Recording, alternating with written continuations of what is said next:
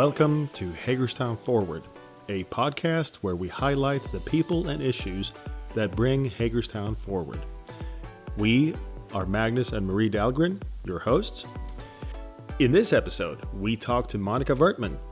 Monika is an artist and photographer in Hagerstown. She also volunteers for the Main Srteet initiative and serves on the Historical Preservation Committee. She describes herself as a business owner who just wants to see this city flourish. And now, here's our conversation with Monika Wertman.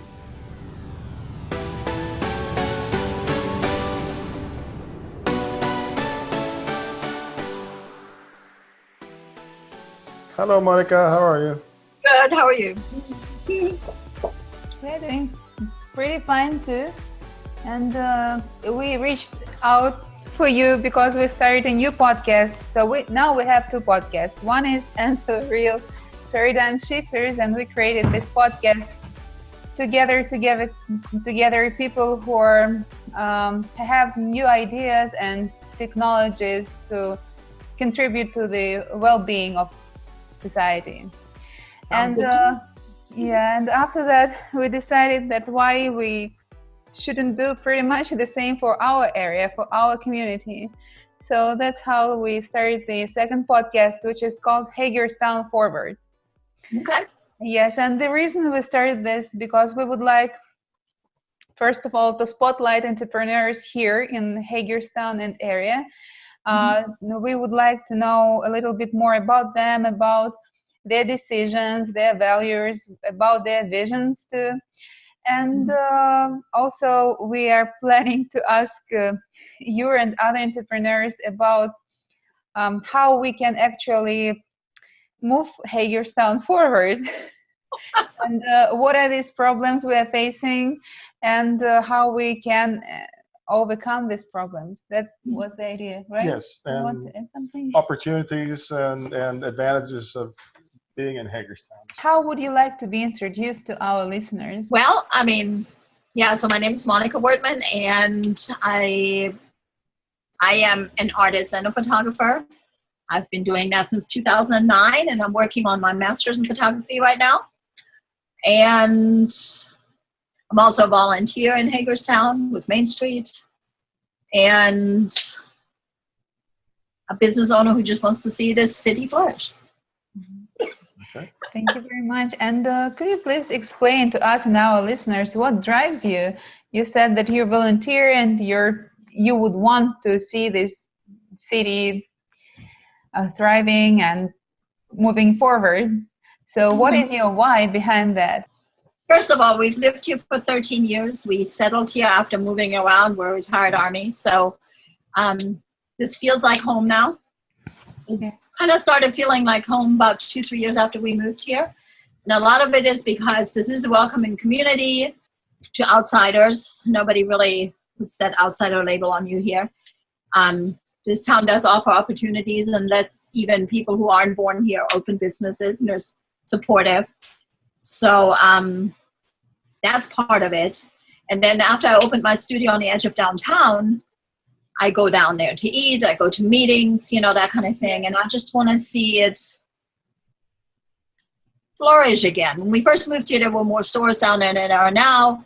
There's constant change. And so in order to help it go back to that and just flourish again, like it did from what you hear 20 years ago, 30 years ago, it takes people like us to kind of help with that.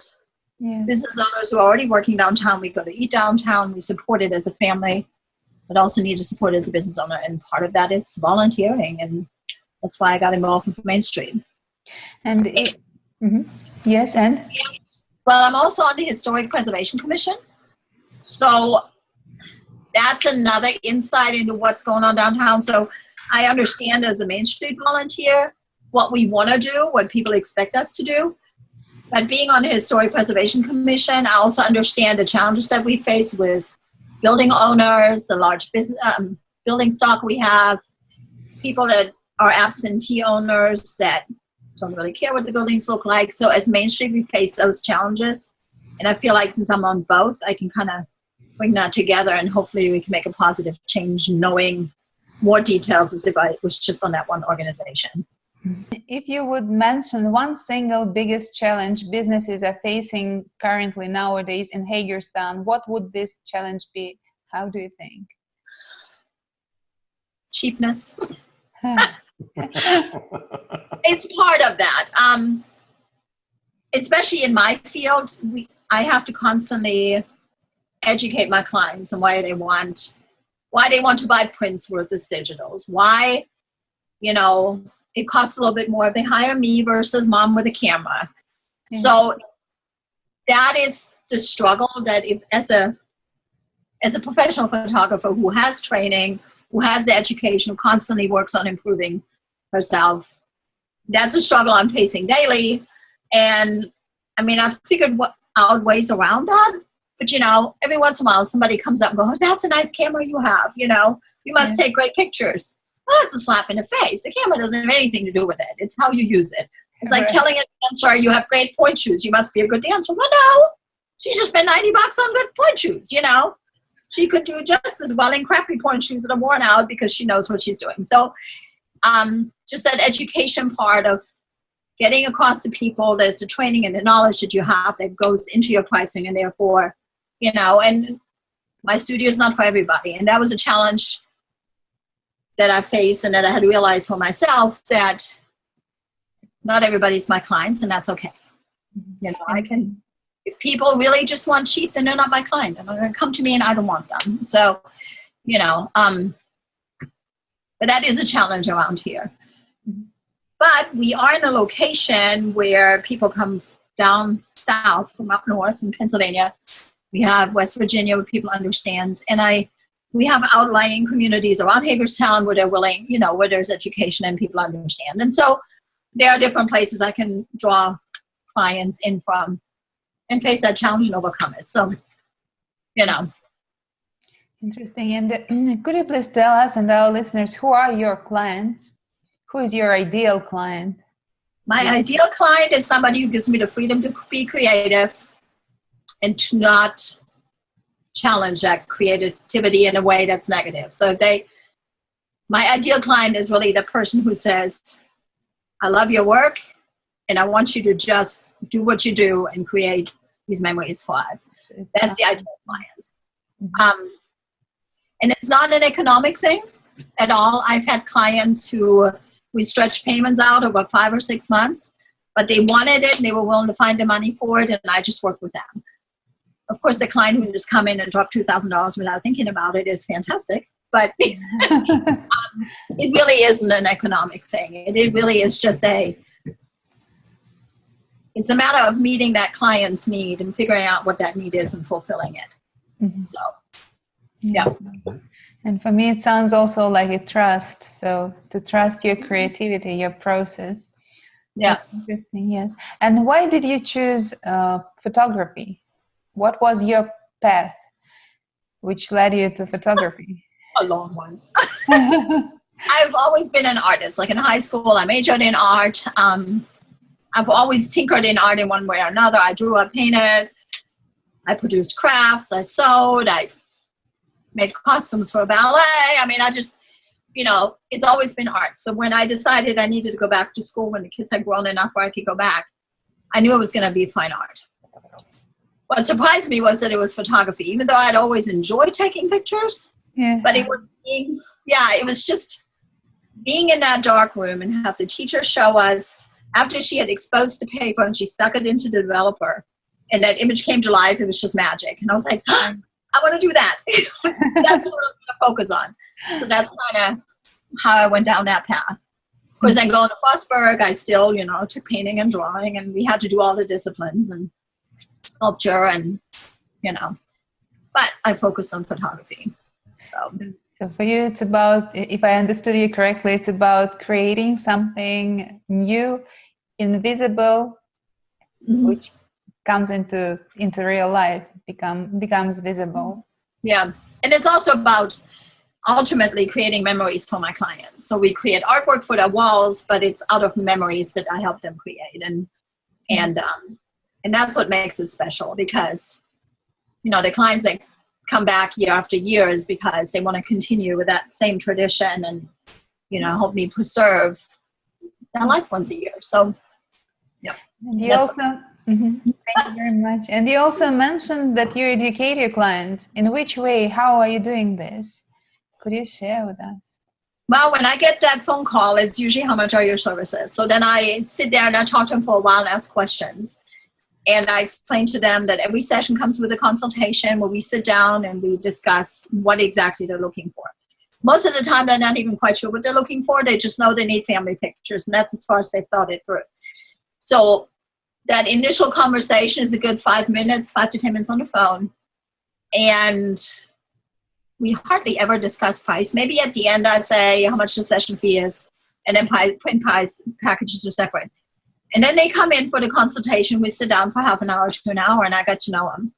And we make that personal connection. We start building on that trust, and I get them laughing and relaxing. And so then they sign a contract, and then they come back for this session, and I can really show their personality because I took the time to get to know them. Yeah. So, I agree. Is most of your work on site or in studio, or is it half and half? How would you?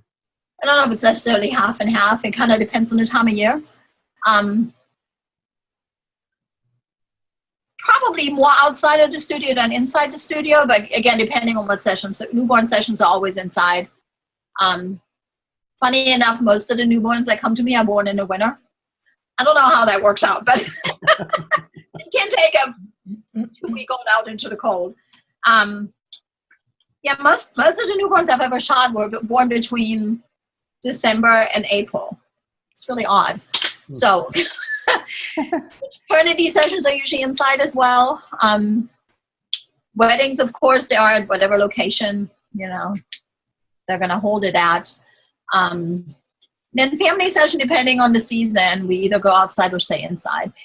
If we do have to do it inside, I try to find a venue, especially if it's a large family, where we're not stuck, in the small room studio with a small backdrop. So, yeah, so I would say maybe if you have to put a percentage on it, 20% in studio, 80% outside, including other venues, Okay. So, yep. And what would be your ideal vision of your business in Hagerstown? How do you think? I want to be the studio that pops to mind when people say photography. I want to be their first thought. So that's a goal for 5 years down the road. I'm climbing higher and higher, but I think I'm not number one yet. I'm probably in the top 5, I would say, but I'm not number one yet. So that's the goal, to be the first thought, It is helping. I've been working on really getting referrals online, and there's over 30 on Google now that are positive. So that helps a lot because it keeps me up there. And then people do call and say, I saw how many good reviews you had, so I called you first. Yeah. So just constantly figuring out how to be on top and stay ahead of the crowd and moms with cameras and. Okay. And Monika, how do you think, what is this one thing which distinguishes yourself and your business from others? What is your unique style, maybe unique approach? I think the creativity that I bring to it.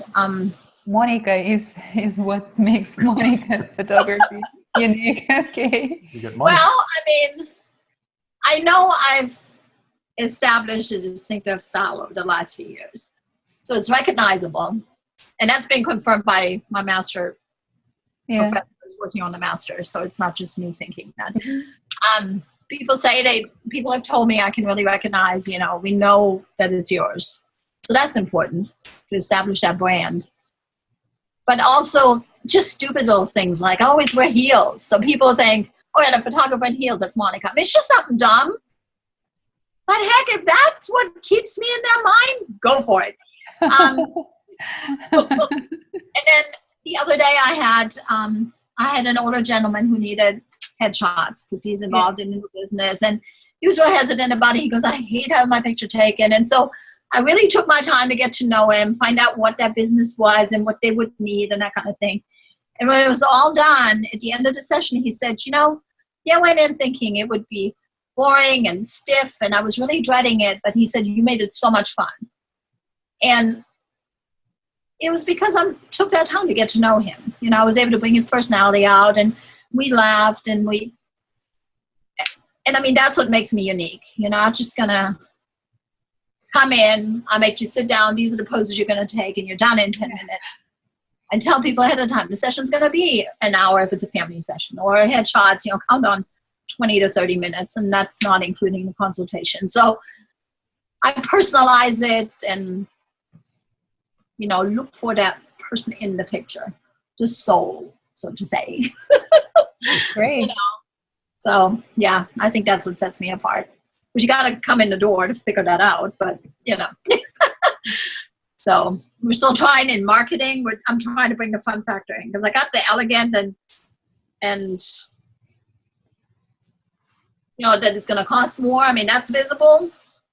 I need to bring the fun factor still in. So Terry and I are working on that, my graphic design friend. So you met her, you know. But I try to bring it out on social media and that kind of thing. So. It's interesting. And you mentioned people's souls, and what fascinates you the most? Why do you want to know them? Why do you want to understand what drives them? And you even told that to understand and to see their souls. Why it's so important for you? Otherwise, it's boring if I don't do that. So if I need to enjoy what I'm shooting, and I love documenting things and bringing the fun side out in people. If I'm not given that time, then it's just a photo like anybody else can take. If I get to know them, then I create this little relationship, even if it's just for that couple hours. And I help people see who that person really is. I mean, that's the ultimate goal, to show people who that person is they're going to deal with. If I just tell you to sit there all stiff and tell you exactly how to move and how to pose, I'm not going to get that. So it makes it more fun for me too, you know, and it's trying to tell a story, even just in that one picture. I can show a little bit of that personality in that one picture, and telling That's that great. people can look at that and go, okay, this is somebody I want to get to know, or, you know, let's find out why he got involved here. Let's talk to this person, you know. That's great. That's great. Thank you very much. And could you share with us, please, what is your passion? How do you think? Is it photography or maybe something? What is your passion? What did I tell you on that sheet? I don't remember. I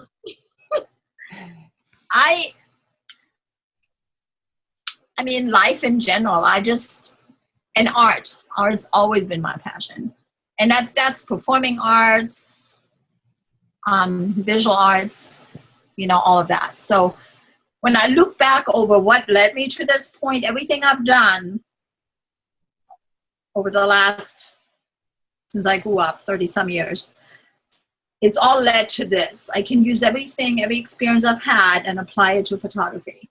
And that includes when I worked at a Mother's Day out in preschool and dealing with children.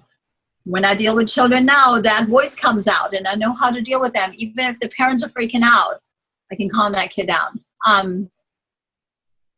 You know, I had to deal with parents sometimes during those situations, so I know how to deal with them now. And just, you know, being an artist to begin with, everything I do, I apply what I know, and I think that's what creates that whole package, and that's what I'm passionate about.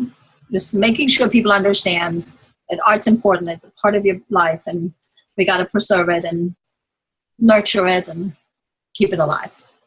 So the photography is a minor part of what you do. It's more psychology and counseling, it sounds like. That plays in sometimes. Yes, it does. Is there a phrase that you keep telling yourself? Like, I remember one photographer saying that if you're not close enough to touch it, you're too far away. Do you have some photographic mantra that you tell yourself, that it's all about the light, or whatever you're? No, there's not a repeating phrase I guess if I had to pick one, it'd probably be about it's all about getting to know my subject and Okay. To see them. because the light and all that, that's just part of the technical aspect of it, Okay. To me, photography is more, it's almost like a performance. Like when I go into a session, especially a wedding or an event, until I pick the camera up and step in, I'm as nervous as I was when I was backstage before a Nutcracker performance or something. It's that same kind of thing. And I remember when the music came on and you're listening to your cue, that first step out, that nervousness was gone. And I'm the same way with especially weddings and events where I have that little butterfly in my stomach, And then once I take that first shot, I'm good. And I'm on the whole time. So it is kind of like a performance. And I think maybe that's what makes me different, is because I'm approaching it as a whole package, as a performance I create, as an experience I create for my clients and myself, because I get to know you when I'm working with you. And then I have your face on my screen and I learn every pore of it, So it's that personal touch and that personal experience that I bring into everything. And so maybe that's the mantra. It's the performance. I don't know. That's great. And it seems like you enjoy it a lot. Okay. I have another question. I believe that the fastest way to connect or reconnect with people is to share with them your values. Could you please tell what are your values? What do you value the most in your life? My family. So my kids, my granddaughter, my husband, in no particular order. I value the time that I spend with them. I value the conversations that we have, the laughter that we share. Sometimes the sad moments, but that is ultimately what drives me to be able to spend time with them. And it probably has always been that, the love that we can give each other, the support. Okay. Monika, and could you share with us and our listeners, what is your mission? My mission for my business? I don't know. How do you want to put it? Because my mission. Maybe it's one mission for life and for business together, or maybe it's separate missions. Well, for life, it was to just have fun and enjoy it. So, and I mean, for my business, this is not necessarily what I have written down, but since we're talking more general terms, I want Wertman Photography to be part of the artistic landscape in this town. And I think it is, but I wanted to be able to contribute more than just volunteerism, but art and my experiences and that. So that could be, let's call that a mission. That's great. That's great. And it's a great value too, contribution beyond yourself. And whom do you become when you contribute into the artistic landscape of Hagerstown? How do you think? Who do I become if I do that? Uh-huh. A better artist. Artist. Who's a better artist and a better person all around, because when we give back, we get so much back ourselves that we can't even measure. So it's a give and take, and that part's fun too and fulfilling. So thank you. That's great. That's fantastic. Monika, could you share with us, please, your biggest aha moment which you experienced in your life? Do you remember such? I've had other smaller ones where I just realized, I remember another one. When I first graduated from Frostburg and opened my business, I thought, well, I have an art degree. People just need to come to me because I have an art degree. And then I realized probably a year down the road, nobody gave a flip whether I had an art degree or not. That what mattered was how I sold my business and my services, and that people would come to me because of what I could give to them. It didn't matter what I had. So that was another aha moment, that some people care. Some people will see this, the poem on the wall going, oh, you went to Frostburg. And I have it on the website because there are some people that care. But overall, nobody cares that you have a degree, So when I realized that would have been one where I'm going, okay, so I'm really just doing this for myself, to continue to grow. And my clients get the benefit out of that, but it's not something that they care about per se as a particular thing. They just care about the end effect of what they're getting from me. Yeah. They don't really care how I got there. So that would have been the second aha moment that I can think of. Thank you. Okay. Monika, and I would like to ask you about the moment in your life when you experienced failure, because we all, definitely all of us, experienced failures from time to time. And could you please share yours, and what have you learned from this experience? Gotta think about that. I don't hold on to negative stuff.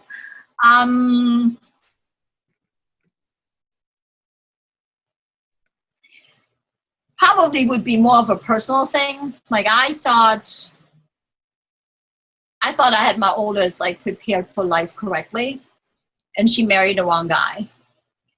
So when we found that out, I felt like I hadn't prepared her correctly. How could that have happened to her? How could we have not seen the signs? And, that kind of felt like as a mother, like I just want to bring her under my wing and protect her. And I had to figure out how do I parent through that. She's an adult, and how do I do that? So in the end, it all worked out. But that moment when we realized that, that was definitely one of those things where as a mother, you kind of doubt, question what you could have done differently, so this wouldn't have happened to her. And what have you learned from this experience? That I couldn't control it. I had done everything. Talking with her 2-3 years later, she said, Mom, you handled it exactly right. And, I know now that what she went through, we couldn't have prevented it. She was an adult. She got sucked into the situation. So she, it was a mentally abusive situation. So nobody can prevent that unless there's more education out there. So I've become more passionate about that too, because I have several friends who've gone through physical abuse and that kind of thing. So I think this is something that we need to educate the public about too, that seeing the signs and how can you, because there are early signs early on in a relationship if somebody's like that. And, educating our daughters to read those signs. And, if he does that, there's a good chance he is going to be abusive to you. It's just going to get worse. And no, you cannot fix him, that kind of thing. So I feel like that is something we need to do, educate everybody about. So this can be prevented and helped. And, and it doesn't just affect women, but in the majority it does. Certainly some men have gone through that too, but, it does affect a lot of women and girls. And you can raise your daughters as strong as you think you can, and something like that can still happen because those buggers are sneaky. So, but yeah, it's other than that, when something bad happens and it's over, I tend to just push it away, forget about it. Done and dealt with. You got to move on. Life goes forward, and you're not happy, then you got to be upbeat about things. Otherwise, life's not going to go your way. So. Thank you very much for sharing. And could you please tell us what is your strangest talent? How do you? My strangest talent? Uh-huh. My strangest talent? I don't think I have one. I don't think I have the strangest talent. Because all my talents are connected to art one way or another. I can't think of one. Okay, good. Monika, and I know that Hagerstown, once in the history of Hagerstown, an area was called the Hub City. Mm-hmm. because of the railroads. And my question is, what can we do? What can be done to make Hagerstown a hub city again? So what, from your perspective, what should be done and could be done? I think we're kind of on the right track with, there's the Cultural Arts Trail, and I went to what was it called? It was a day where creatives gathered, and the Maryland Art Council came in, a representative from there, and then Maryland Residents for the Arts or something, a representative for him came in too. And I went to the morning session for the artists, both for myself and to represent Main Street. And then I also went to the board member session at night for Main Street. Yeah. So, or as Main Street's chair. And they were saying that we actually are the smallest community with the most vibrant arts sector and the most vibrant art going ons in Maryland. So I think that's something we need to build on. The railroad's gone, it's not going to come back. I mean, we still have a few running through it, but it's not going to be, that obviously can't be revived as a passenger thing. So we could become the hub city of the arts. We have a wonderful museum. We have tons of arts clubs and talented people here in town. We have the art school, which I don't know if there's any others in Maryland, but certainly not close by. I mean, Frederick doesn't have it. Baltimore doesn't have one, So we just focus on the arts here and make them grow and thrive, and make sure that whatever administration we have in Hagerstown understands that and supports that. Then we can become the cultural center of Western Maryland. So I feel like we ought to focus on that, since we already have a good beginning for that. And then we can bring in Main Street and make that more vibrant, and, the businesses and the arts can thrive from each other. I was just wondering, what are some steps we can take to make that happen, in your opinion? That was part of that discussion, and that's actually, there are all of the organizations coming together is kind of what came out of that.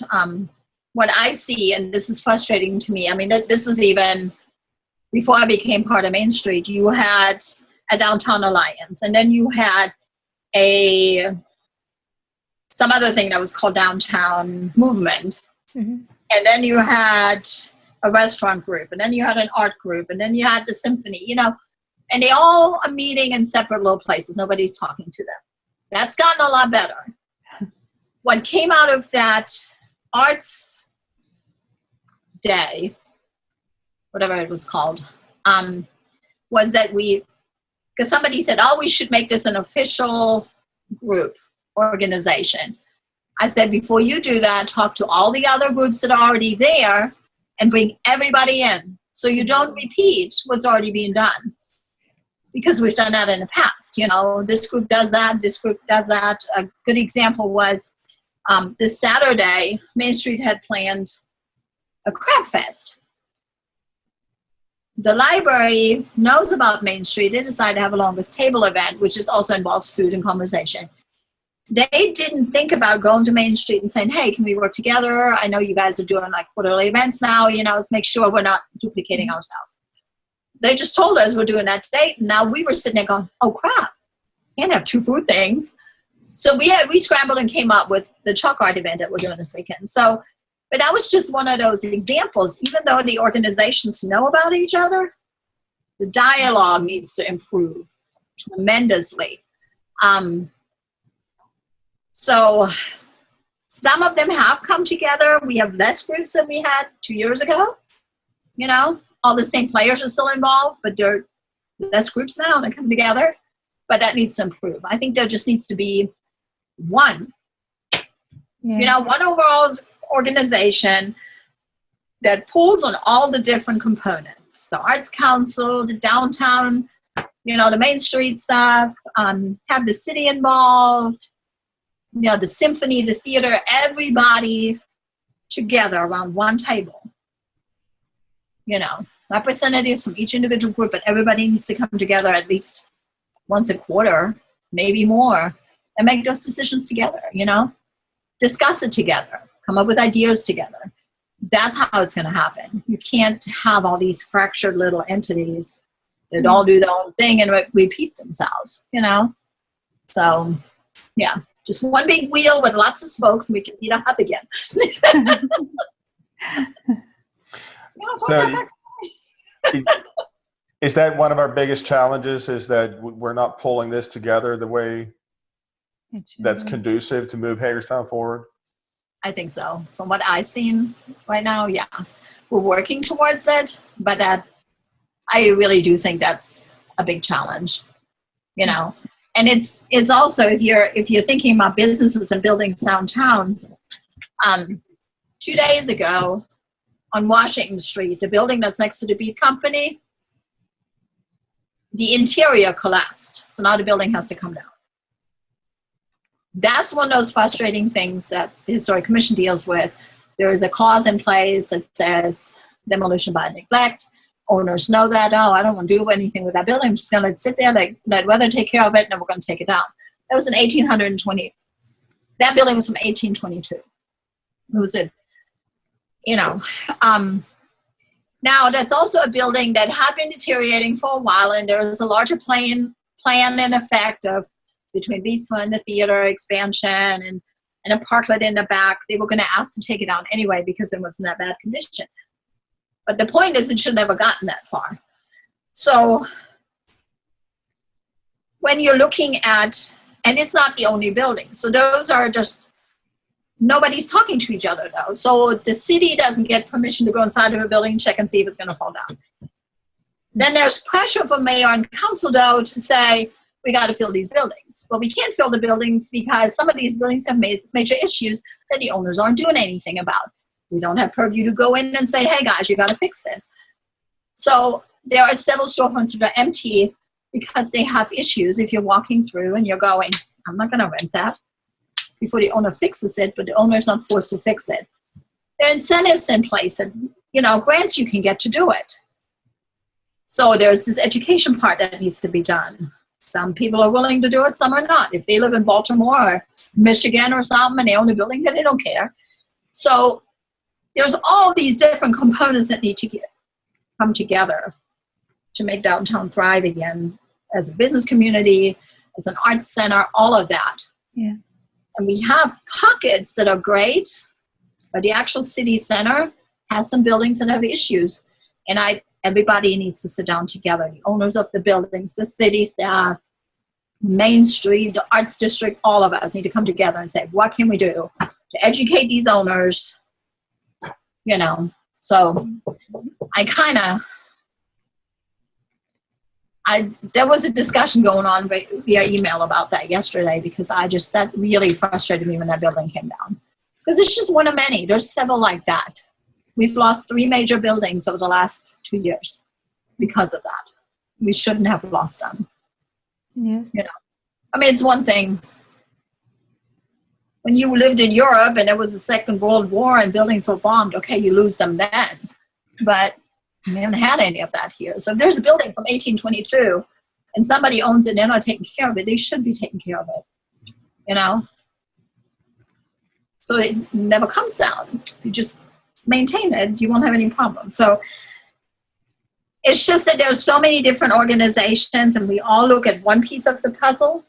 We need to come together to build the puzzle and make it whole. And that's the major challenge that we're facing that we need to work towards. And how do you think who or what can be this force which unites all the pieces of puzzle into one picture, big picture?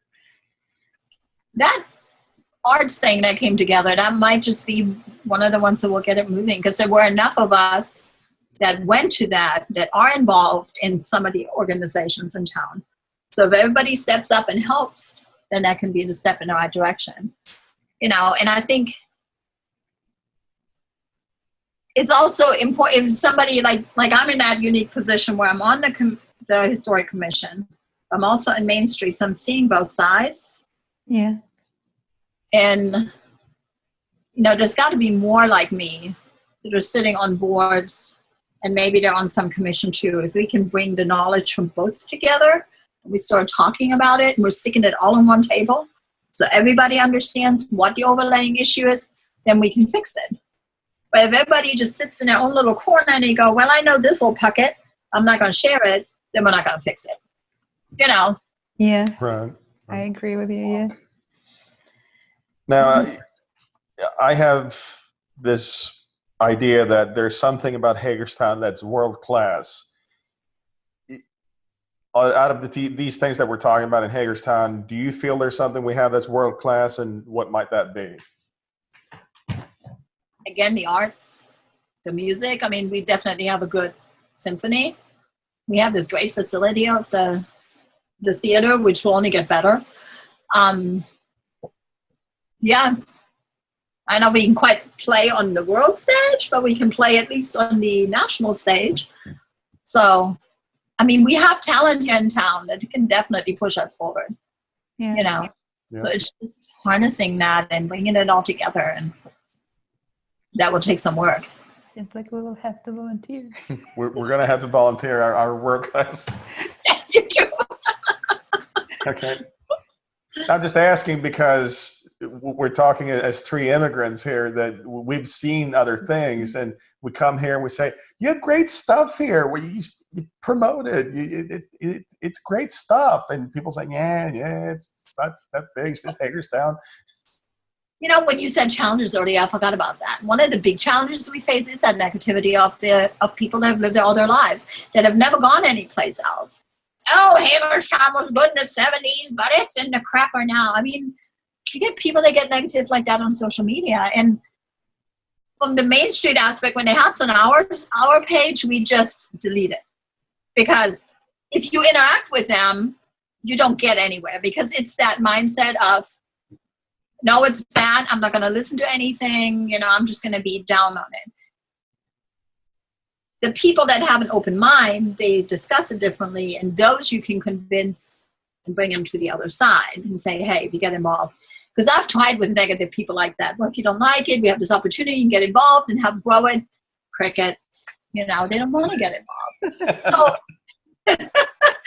it's just, but that's the other thing that makes us unique, that we are a community that has a lot of people that moved here, even if they just moved up from DC, and the openness at least exists here to listen to those people. Yeah.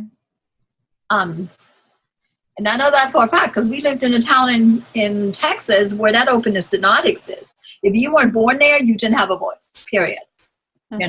So here at least, they accept you in, they support. If you start something new, they listen to your ideas. Yeah. So if the locals don't do it, then us transplants need to take it over and take care of it. We're the force. Exactly. For positive change. Yeah. For moving Hagerstown forward. And I think that's why we started this, is we want to bring this together, and we want to promote, and we want to see this thrive and literally bring Hagerstown forward, not just in time, but in space as well. Yes, and to make people heard and visible to the community. Yes, Monika, and I have one more question. Is there something we didn't ask you about, but you would like to talk about today? I think I probably brought everything in that. There were things that came up that maybe not even fit in, but maybe if we can just, anybody who will listen to this, just encourage them, if they live in this area, to volunteer and to be part of that positive change, because that's what it will take. Don't listen to the naysayers, tune them out. They're not going to do you any good. If they're not willing to jump on board, we'll just do it without them. But be part of that positive change. Find out where you can volunteer. Don't just sit on some board. Be part of that change, the things that are happening. And that would be the Main Street, the arts, all that stuff. If you're just going to join a board to be on a board, that's not enough. You need to actually become a mover and a shaker. Even if you can't do it financially, then do it with time. Yeah. You know, Okay. if you do both, do a little bit of both. All right. Thank you very much for the interview and for your time. It was very interesting and useful information for me personally, and I'm more than sure for our listeners too. Yes. Yes? Yeah. Thanks for having me. It was fun. I didn't know what to expect. It was fun.